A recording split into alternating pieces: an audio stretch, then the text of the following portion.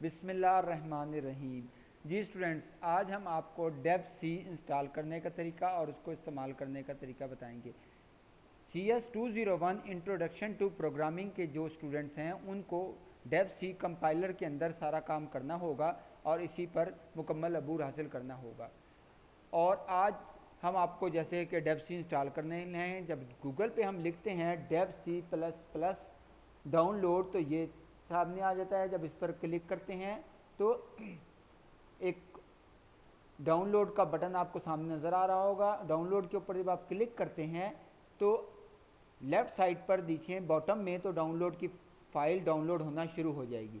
जो ही हमारी file download होकर ख़त्म होती है तो हम उसके ऊपर क्लिक करते हैं। जैसे कि ये फ़ाइल हमारी है, हमने इसको डाउनलोड पहले कर लिया हुआ है और जैसे ही हमारी फ़ाइल डाउनलोड हो जाती है तो ये डाउनलोड वाले फ़ोल्डर के अंदर आ जाती है, जैसे कि आपको यहाँ पे नज़र आ रही है। ये हमने पहले डाउनलोड की। जैसे ही हम इसको चलाते हैं तो ये फ़ाइल रन करती है और ये कंप्लीट रन कर रही है फ़ाइल। जब फाइल 48% हुई, 90% हुई और ये फ़ाइल कंप्लीट होके हमारे सिस्टम पर ओके करेंगे हम इसको। यहाँ पर एग्री, नेक्स्ट, इंस्टॉल,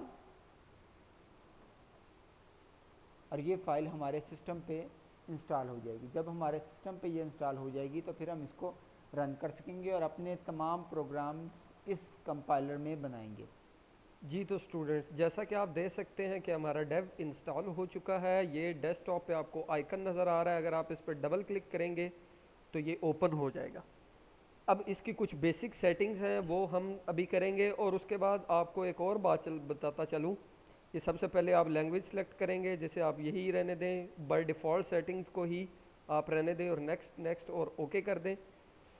अब काफ़ी सारे स्टूडेंट्स ये सवाल करते हैं कि सर हमारी बुक में जो कोड लिखा हुआ है वो हमारा डेव में रन नहीं हो रहा। उसकी वजह ये है कि डेव में जो लिखा गया कोड है वो टर्बो C++ कंपाइलर का है। वो आज से कुछ अरसा पहले इस्तेमाल होता था, लेकिन अब यूनिवर्सिटी ने डेव को जो है वो रेकमेंड किया है कि आप कोड इसके अंदर लिखें। बेसिक कोडिंग वही है, लेकिन कोई छोटा सा एक दो लाइन का फ़र्क है। जो आपकी बुक में कोड लिखा हुआ है और जो आपने डेव में लिखना है वो फ़र्क मैं आज आपको दिखा देता हूँ। सबसे पहले आप यहाँ पे न्यू के ऊपर क्लिक करेंगे, सोर्स फाइल बनाएंगे। आप अपनी बुक में देखेंगे कुछ इस तरह से लिखा होगा #include iostream.h और उसके बाद यहाँ नीचे लिखा होगा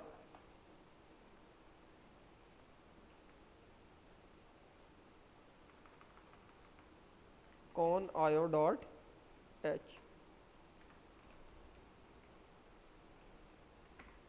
लेकिन स्टूडेंट्स, जब आप यहाँ पे मेन फंक्शन में कोड लिख के रन करेंगे तो वो आपका कोड रन नहीं होगा, एरर आ जाएगा, एरर लाइन नंबर 2 पे भी और 1 पे भी।